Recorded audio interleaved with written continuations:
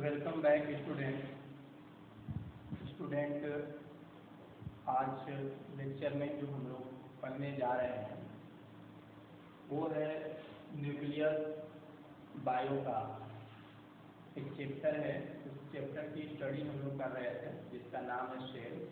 उस सेल का जब हम लोग पार्ट पढ़ते हैं तो उसमें एक पार्ट मिलता है न्यूक्लियस। आज इसी की स्टडी हम लोग करने वाले हैं, ठीक है। आज आप लोगों का एक क्लास और था सिविक्स का, लेकिन मैं आज उसका वीडियो नहीं बना पा रहा हूँ। उसकी जो वीडियो शूटिंग है वो नहीं कर पा रहा हूँ। उसका मैं किसी दूसरे दिन उस क्लास को डबल करके लूँगा। जैसे मैं बात करूँ अगर कि सैटरडे को आप लोगों का सिविक्स की क्लास होगी, तो सैटरडे को मैं सिविक्स की क्लास जब लूँगा तो उस क्लास में मैं सिविक्स को काफ़ी लॉन्ग टाइम तक बताऊँगा, ठीक है। इसलिए आज मैं थोड़ा उसको छोड़ दे रहा हूँ। बट आज हम लोग देखते हैं बायो का। उससे पहले न्यूक्लियस, जब न्यूक्लियस की बात करेंगे स्टूडेंट तो थोड़ा सा मैं एक सेल का पिक्चर बनाना चाहता हूँ। ये सेल का पिक्चर है और न्यूक्लियस को कुछ आप इस तरह से समझिए। ये बाहर का जो एरिया दिख रहा है सराउंडिंग, वो बाहर का जो लाइन है ये रिप्रेजेंट कर रहा है सेल मेम्ब्रेन को, और ये जो रिप्रेजेंट कर रहा है इसके इन साइड में न्यूक्लियस है। और बाहर में जो यहाँ पे एक लेयर दिख रहा है, यहाँ पे भी एक लेयर है जो डबल कवरिंग लेयर होता है, ठीक है। उसका नाम है न्यूक्लियस, न्यूक्लियस मेम्ब्रेन। क्या नाम है? Nucleus membrane. इसके बीच में जो मटेरियल्स होते हैं उसको साइटोप्लाज्म बोलते हैं। ये हो गया स्टूडेंट सेल मेम्ब्रेन, और ये क्या है? न्यूक्लियस मेम्ब्रेन, ठीक है। अच्छा, अब बात आती है कि ये जो न्यूक्लियस मेम्ब्रेन है उसकी फीचर कैसी है। तो न्यूक्लियस मेम्ब्रेन जो होता है उसमें पोर्स होते हैं, छोटी छोटी टीनी होल्स होते हैं। वो टीनी होल्स जो होते हैं उनके अंदर ऐसी कैपेसिटी होती है कि वो ट्रांसफर कर सकते हैं किस चीज को? मटेरियल्स को अपने अंदर से बाहर की ओर, या बाहर की मटेरियल अंदर आ सकती है। कहाँ से कहाँ ट्रांसफर होगा? न्यूक्लियस से मटेरियल साइटोप्लाज्म में जा सकता है, या साइटोप्लाज्म से मटेरियल न्यूक्लियस में आ सकता है। किसके हेल्प से? तो न्यूक्लियस मेम्ब्रेन के हेल्प से, जो उसमें टीनी होल्स हैं उसके द्वारा, ठीक है। अब आता है स्टूडेंट कि अगर हम लोग साइटोप्लाज्म क्या है इसकी स्टडी, तो मैं आज भी इसी सेक्शन में मैं चाहूँगा कि साइटोप्लाज्म ही आप लोगों को कंप्लीट कराऊँ, ठीक है। अब आता है कि जरा हम लोग न्यूक्लियस को पढ़े। बहुत इंपॉर्टेंट सेक्शन है सेल का। न्यूक्लियस जो है वो कंटेन करता है क्रोमोसोम। क्या कंटेन करता है? क्रोमोसोम्स को। और ये क्रोमोसोम्स जो होता है वो एक रॉड शेप्ड होता है, ठीक है। कब? वो भी जब न्यूक्लियस डिवाइड होने लगता है तो उस दौरान हमको क्रोमोसोम्स दिखता है किस फॉर्म में? रॉड शेप्ड के फॉर्म में, ठीक है ना। क्रोमोसोम्स जो रहता है वो कंटेन करता है इंफॉर्मेशन को। कौन सी इंफॉर्मेशन को? इनहेरिटेंस कैरेक्टर को from parent to next generation.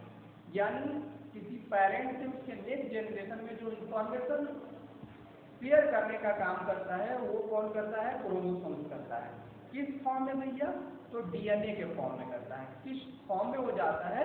DNA के फॉर्म में, ठीक है ना। एक डीएनए मॉलिक्यूल होता है, उसका फुल नेम होता है डीऑक्सी, ठीक है, डीऑक्सी राइबोन्यूक्लिक एसिड। अब बात आती है कि जब डीएनए को आप जान गए तो डीएनए है क्या? तो chromosomes are composed of DNA and protein. Chromosomes जो होता है अपने अंदर क्या रखता है? तो अपने अंदर जो रखता है उसमें एक तो प्रोटीन होता है और एक डीएनए होता है, ठीक। डीएनए मॉलिक्यूल रियल में क्या होता है कि जब एक पेरेंट से इंफॉर्मेशन इनहेरिटेंस कैरेक्टर को नेक्स्ट जनरेशन में सेंड किया जाता है, तो वो डीएनए ही मैटर है जो नेक्स्ट जनरेशन में जाता है, ठीक है ना। और वो एक फंक्शनल सेगमेंट के रूप में जो डीएनए का होता है उसको जीन्स कहते हैं, ठीक है। डीएनए में जो फंक्शनल क्रियात्मक सेगमेंट जो रहता है उसी को जीन कहते हैं, जिसको हम लोग एक कॉमन सेंस में बोलते हैं कि transfer of gene. But transfer of gene नहीं होता बल्कि डीएनए का ट्रांसफर होता है, और डीएनए में जो फंक्शनल वर्क करता है उसका नाम है जीन, जो उसके पेरेंट से उसके नेक्स्ट जनरेशन में इनहेरिटेंस कैरेक्टर को शो करता है, ठीक है। अब आता है in a cell which is not divide, मतलब ये जीन्स या डीएनए को आप कह सकते हैं कि ये सेल में डिवाइड नहीं होता है, ठीक है। डीएनए जो रहता है वो DNA is present as material is मतलब part of chromatin material. DNA जो है वो एक क्रोमेटिन मटेरियल का है जो डिवाइड नहीं होता है, मतलब डीएनए जो डिवाइड नहीं हुआ, तो जो डीएनए डिवाइड नहीं हो रहा है उसमें कौन सा मटेरियल, तो वो एक क्रोमेटिन मटेरियल है, ठीक है ना। और क्रोमेटिन मटेरियल जो होता है वो विजिबल होता है जब वो इनलॉन्गेटेड होता है, जब वो एक बड़ा होता है, थ्रेड लाइक स्ट्रक्चर जब बनाता है तब वो क्रोमेटिन हमको क्या करता है, दिखने लगता है, ठीक है, या विजिबल हो जाता है, कह सकते हैं, ठीक है। इसके बाद आता है स्टूडेंट कि हमारे पास जो सेल है वो डिवाइड होता है तो chromatin material get organise into chromosome, ठीक है ना। जब सेल डिवाइड होता है तो क्रोमेटिन मटेरियल जो होता है वो कहाँ चला जाता है, तो क्रोमोसोम्स में चला जाता है, ठीक है।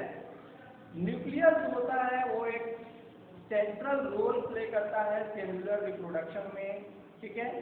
न्यूक्लियस क्या है, एक सेंट्रल रोल प्ले करता है इसमें सेल्यूलर रिप्रोडक्शन में, ठीक है। सेल्यूलर रिप्रोडक्शन का मतलब जो रिप्रोडक्शन का काम है, सेल्यूलर रिप्रोडक्शन जो हो रहा है उसमें न्यूक्लियस का बहुत इंपॉर्टेंट रोल है। The process by which a single cell divide and form two new cell, ठीक है। और वो प्रोसेस जिसमें एक सिंगल सेल डिवाइड होकर के इसमें बदल जाता है टू न्यूक्लियस, तो ये सेल्यूलर रिप्रोडक्शन हो गया। तो इसमें किसका इंपॉर्टेंट रोल होता है, तो न्यूक्लियस का इंपॉर्टेंट रोल होता है, ठीक है। और ये आप कह सकते हैं एक क्रूशियल पार्ट है along with the environment in determining the way the cell will develop and what form it will exhibit as at maturity by directing the chemical activities of the cell। क्या कहा गया कि एक play करता है crucial part किसका भैया, तो along with the environment, किसके साथ, इन्वायरमेंट के साथ, ठीक है ना। काहे को, डिटरमाइनिंग करने को, ठीक है। कौन सा रास्ता, सेल के डेवलपमेंट का, सेल के विकास होने के जो रास्ते हैं जो इन्वायरमेंट से, वो क्या करता है, एक क्रूशियल पार्ट के रूप में रोल प्ले करता है, ठीक है। और साथ ही साथ ये केमिकल एक्टिविटी जो होता है वह भी परफॉर्म करता है डायरेक्टली रूप से, ठीक है। कुछ ऑर्गेनिज्म ऐसे हैं जो बैक्टीरिया हैं, ठीक है, उसके जो न्यूक्लियर रीजन होता है सेल का वो बहुत पुअरली होता है, ठीक है। या आप कह सकते हैं कि एब्सेंस होता है न्यूक्लियर मेम्ब्रेन का। ऐसे जो अनडिफाइंड न्यूक्लियर रीजन है वो containing one nucleus is called nuclide, ठीक है।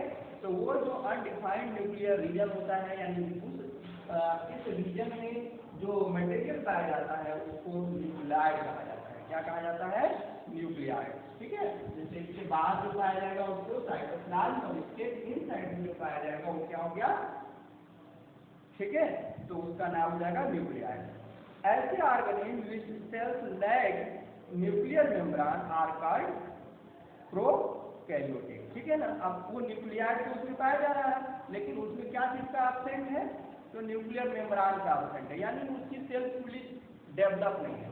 तो आप सबको पता है जिसमें उसकी एब्सेंट हो न्यूक्लियर मेम्ब्रेन का, जिसके सेल फुली डेवलप ना हो, तो ऐसे सेल को कौन सा सेल बोला जाता है, प्रोकैरियोटिक सेल बोला जाता है। प्रोकैरियोटिक का मतलब क्या होता है, प्रोकैरियोटिक टू वर्ड से मिलकर के बना है, एक प्रो है और एक कैरियोट है।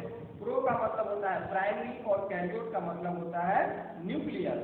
ठीक है, तो आप कह सकते हैं जो प्राइमरी न्यूक्लियस है उसी को प्रोकैरियोटिक। प्राइमरी न्यूक्लियस का मतलब क्या होगा, जिसमें सेल मेम्ब्रेन एब्सेंस होगा। ठीक है, या मोटे तौर पर ये कह दिया जाता है कि जिसमें न्यूक्लियस एब्सेंस होगा। तो न्यूक्लियस एब्सेंट फाइनली तो नहीं है, सेल मेम्ब्रेन एब्सेंट है, उसके प्लेस पर न्यूक्लियाइड होता है, यानी कि पूरी रूप से न्यूक्लियस नहीं रहता है, वो एक मटेरियल रहता है। ठीक है, उसको न्यूक्लियाइड बोला जाता है। और एक दूसरे टाइप का ऑर्गेनिज्म होते हैं जिसके पास न्यूक्लियर मेम्ब्रेन जो है वो प्रेजेंट होते हैं, ऐसे मटेरियल को प्रोकैरियोटिक बोला जाता है। ठीक है, सॉरी यूकैरियोटिक बोला जाता है ना। क्या सीखा कि एक मटेरियल ऐसा है जिसके पास लैक ऑफ सेल मेम्ब्रेन है। ठीक है, उसको क्या बोलेंगे, प्रोकैरियोटिक बोलेंगे। यानी प्रोकैरियोटिक जो सेल होते हैं उसमें न्यूक्लियस कह सकते हैं नहीं होते हैं, या न्यूक्लियर मेम्ब्रेन भी आप बोल सकते हैं नहीं होते हैं, उसके प्लेस में न्यूक्लियाइड होते हैं वो मटेरियल जो रहता है। और साथ में इतना ही नहीं, उसमें और भी बहुत सारे चीज की कमी रहती है ऑर्गेनेल्स के, जो साइटोप्लाज्म में पाए जाते हैं। साइटोप्लाज्म में पाए जाने वाले बहुत सारे ऑर्गेनेल्स जो होते हैं वह प्रोकैरियोटिक सेल में नहीं होते। ठीक है ना। साथ में जो प्रोकैरियोटिक सेल्स होते हैं उसमें क्लोरोफिल फोटोसिंथेसिस करने के लिए रहता है, जो उसके प्लेस पे प्लास्टिड्स जो रहता है वो प्लास्टिड्स नहीं होता है। ठीक है ना, बात समझ में आ रहा है कि मैंने क्या बताया कि साइटोप्लाज्म होते हैं उसमें बहुत सारे ऑर्गेनेल्स रहते हैं। मतलब आप अगर हम लोग प्लांट्स की बात करेंगे तो प्लांट सेल में हम लोग के पास एक नाम जानते हैं क्लोरोफिल। ठीक है, तो क्लोरोफिल जो होता है वो prokaryotic bacteria associated with membranes vesicle यानी बैग लाइक स्ट्रक्चर होता है, बट नॉट विद प्लास्टिड। ठीक है, यानी क्लोरोफिल जो प्रोकैरियोटिक सेल होंगे उसमें क्लोरोफिल जो प्लास्टिड के फॉर्म में होता है वो प्लास्टिड नहीं होता है, प्लास्टिड यूकैरियोटिक में होगा। प्रोकैरियोटिक में उसके प्लेस पे एक वेसिकल मेम्ब्रेन्स होते हैं, यानी बैग लाइक स्ट्रक्चर होते हैं, एक पुपिट कह सकते हैं होते हैं प्रोकैरियोटिक सेल में। यूकैरियोटिक सेल में उसके प्लेस पे प्लास्टिड होते हैं। यानी अगर कोई प्रोकैरियोटिक सेल क्या प्रोकैरियोटिक सेल्स आपका अगर कोई क्लोरोफिल रखता है यानी फोटोसिंथेसिस करता है, तो फोटोसिंथेसिस करने के लिए उसके पास वेसिकल बैग लाइक स्ट्रक्चर होता है, not in them plastids like eukaryotic cells. Okay, तो आपको ये बात समझ में आई होगी कि प्रोकैरियोटिक सेल्स जो होते हैं वो नॉट फुली डेवलप और यूकैरियोटिक सेल जो होते हैं वो फुली डेवलप होते हैं। यानी जो भी स्ट्रक्चर हम पढ़ रहे हैं वो एक यूकैरियोटिक सेल में पढ़ते हैं जो ये सारी बातें पाई जाती हैं, और प्रोकैरियोटिक सेल में बहुत सारे ऑर्गेनेल्स एक कंप्लीट डेवलप सेल के तुलना में लैक होता है। जैसे साइटोप्लाज्म में पाए जाने वाले बहुत सारे organelles like Golgi apparatus etcetera, endoplasmic reticular, vacuole वगैरह वगैरह, और न्यूक्लियस भी एब्सेंट होता है, या न्यूक्लियर मेम्ब्रेन आप कह सकते हैं कि प्रोकैरियोटिक सेल में एब्सेंट होता है। ठीक है ना, और यूकैरियोटिक सेल में ये सारा कुछ होता है। ठीक है, अब इसके बाद अगर न्यूक्लियस के आगे थोड़ा हम लोग चले तो न्यूक्लियस के आगे चलने पर हम लोग को मिलेगा कि साइटोप्लाज्म क्या है।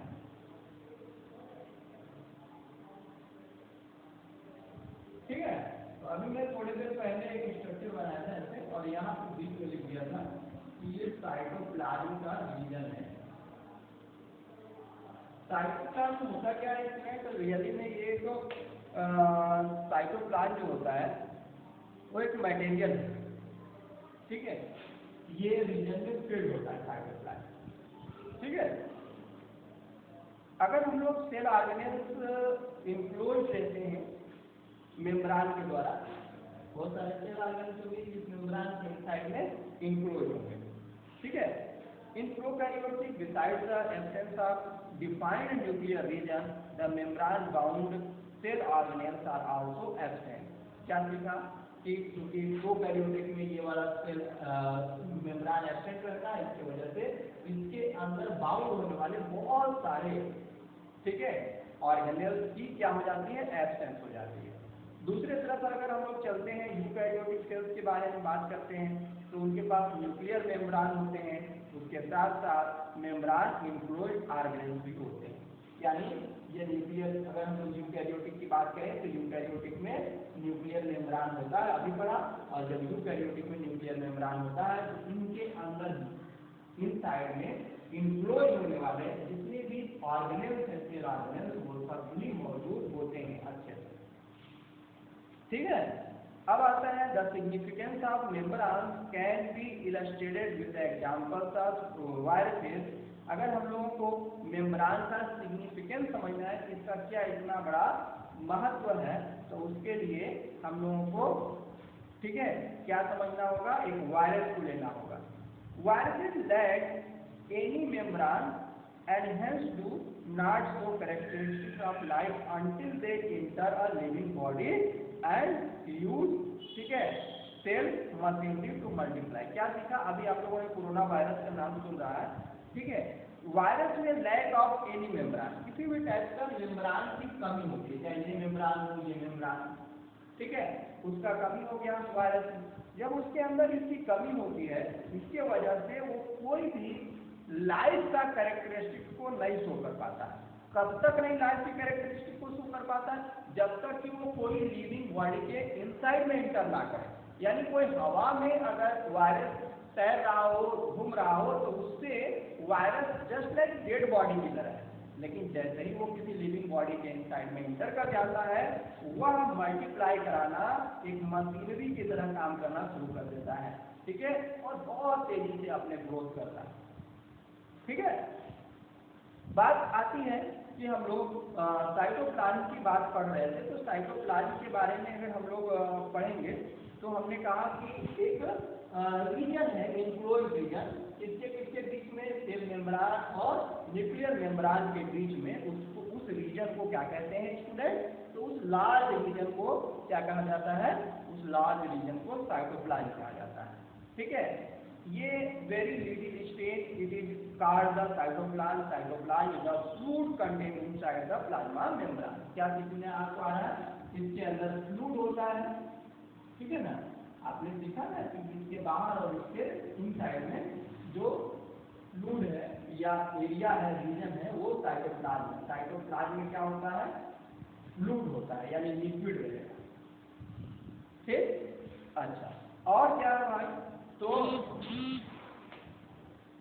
It also contains many specialised cell organelles. अच्छा, अब इसमें क्या होगा? साइटोप्लाज्म में बहुत सारे स्पेशलाइज्ड ऑर्गेनेल्स होंगे, ठीक है। अब क्या है? Each of these organelles perform a specific function, और इस सेल में पाए जाते हैं ऑर्गेनेल्स। उन ऑर्गेनेल्स का बहुत इंपॉर्टेंट रोल है, ठीक है, वो ऑर्गेनेल्स इस सेल के वर्किंग में, फंक्शन में बहुत इंपॉर्टेंट रोल प्ले करते हैं, ठीक है। अब आता है सवाल कि आप लोग साइटोप्लाज्म समझ गए होंगे, इस ऑर्गेनेल में पाए जाने वाले कुछ, मैं ऑर्गेनेल इस रीजन में यानी साइटोप्लाज्म में पाए जाने वाले कुछ ऑर्गेनेल का नेम आप लोगों को मैं बताता हूँ, जैसे गाल्गी, ठीक है, एपैरेटस भी बोलते हैं या बॉडी भी बोलते हैं, ठीक है। गाल्गी, इंडोप्लाज्मिक रेटिकुलम, ईआर हो गया, वैक्यूल होता है, ठीक है, रेटिका जिसको बोलते हैं। इस तरह से हमारे पास बहुत सारे इसमें ऑर्गेनेल्स होते हैं, जिसमें सेल्स के एक फंक्शन को परफॉर्म करने के लिए इनका बहुत इंपॉर्टेंट रोल होता है, ठीक है। तो इस तरह से आप न्यूक्लियस के बारे में जाना कि न्यूक्लियस एक इनसाइड बॉडी के अंदर का एरिया है जो सराउंडेड होता है न्यूक्लियर मेम्ब्रेन से, ठीक है। और इसमें ये सीखा कि वो न्यूक्लियर मेम्ब्रेन क्या कर सकता है? मटेरियल को साइटोप्लाज्म से न्यूक्लियस में और न्यूक्लियस से साइटोप्लाज्म में ट्रांसफर कर सकता है, ठीक है। फिर आपने ये भी सीखा कि ये जो न्यूक्लियस होते हैं वो किस तरह से वर्क करते हैं, एक इनहेरिटेंस में कैरेक्टर को पेरेंट से उसके नेक्स्ट जनरेशन में ले जाते हैं। जब से डिवाइड होने लगता है तो इसमें क्रोमोसोम पाया जाता है जो विजिबल हो जाता है, ठीक है, यानी क्रोमोसोम। और क्रोमोसोम किससे मिलकर के बना होता है? तो हमने जाना कि डीएनए और प्रोटीन से मिलकर के बना होता है, ठीक है। जब सेल ट्रांसफर करता है, क्रोमोसोम ट्रांसफर होता है, तो वो डीएनए को ही ट्रांसफर करता है, और डीएनए में एक कैरेक्टर होता है जिसका नाम है जीन। वास्तव में ये जीन ही है जो एक कैरेक्टर को शो कराता है उसके पेरेंट्स से उसके नेक्स्ट जनरेशन के बीच का जो कैरेक्टर में सिमिलरिटीज होती है, वो जीन ही उसको रोल प्ले करता है, ठीक है। तो इस तरह से हम लोगों ने फिर ये भी सीखा था कि क्रोमेटिन क्या है, तो जो हमने सीखा कि डीएनए में वो मटेरियल जो डिवाइडिंग होते हैं, जो स्टोर रहते हैं, तो वो जो फॉर्म है स्टोरिंग का, ठीक है, वो क्या कहलाता है, क्रोमेटिन कहलाता है, ठीक है। वो एक ऑर्गेनाइज रहता है क्रोमोसोम, ठीक। तो इस तरह से हमारे पास बात आ जाती है। अब हम लोगों के पास दो बातें आई थी, एक प्रोकैरियोटिक सेल और एक यूकैरियोटिक सेल। इन दोनों के बीच हम लोग डिफरेंस भी लिख सकते हैं जो आप लोग अब तक पढ़ा है। प्रोकैरियोटिक, यूकैरियोटिक, ठीक है। प्रोकैरियोटिक और यूकैरियोटिक क्यों माने हैं? तो इसमें सबसे पहली चीज कि इसकी साइज की अगर बात करें तो ये जो होता है 1 से लेकर के 10 माइक्रोमीटर के साइज का होता है। कौन वाला? प्रोकैरियोटिक। और यूकैरियोटिक का साइज थोड़ा बड़ा होता है, 5 से लेकर 100 माइक्रोमीटर के साइज का होता है। सेकेंड है, ठीक है, सेकेंड ये है कि इसमें न्यूक्लियर जो रीजन की जब बात करेंगे तो इसका nuclear region not well defined and, ठीक है, not well defined and is known as nucleoid, ठीक है। क्या बोलेंगे? न्यूक्लाइड। इसमें जो पाया जाएगा न्यूक्लाइड,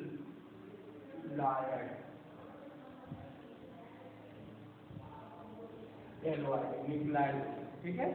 और इसमें जो पाया जाता है, ठीक है, इसमें यूकैरियोटिक में उसमें बोला जाता है क्या कि इसको न्यूक्लियर मेम्ब्रेन,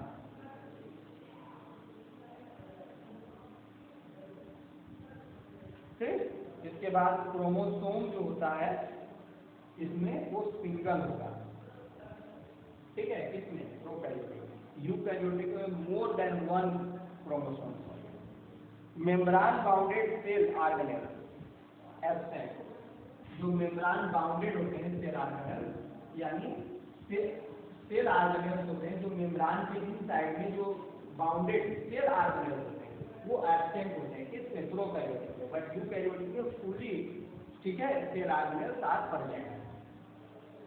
तो इस तरह से हम बोल सकते हैं कि इनमें हम इसमें बोल सकते हैं प्लास्टिड एब्सेंट। इसमें प्लास्टिड जो होता है वो क्या होता है?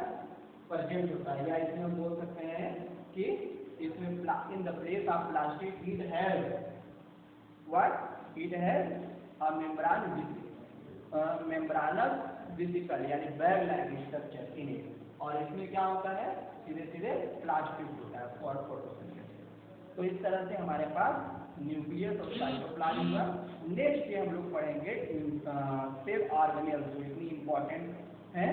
जैसे हमारे बॉडी में तमाम सेल ऑर्गन्स होते हैं जो हमारे बॉडी को परफॉर्म करने में हेल्पफुल है, उसी तरह से एक सेल में भी बहुत सारा ऑर्गन्स होता है जो उस सेल की फंक्शन को परफॉर्म करने में उसका हेल्प करता है, ठीक है ना। तो उस नेक्स्ट में एपिसोड में हम लोग कंप्लीट रूप से सेल ऑर्गेनेल्स को पढ़ेंगे। Okay, thank you.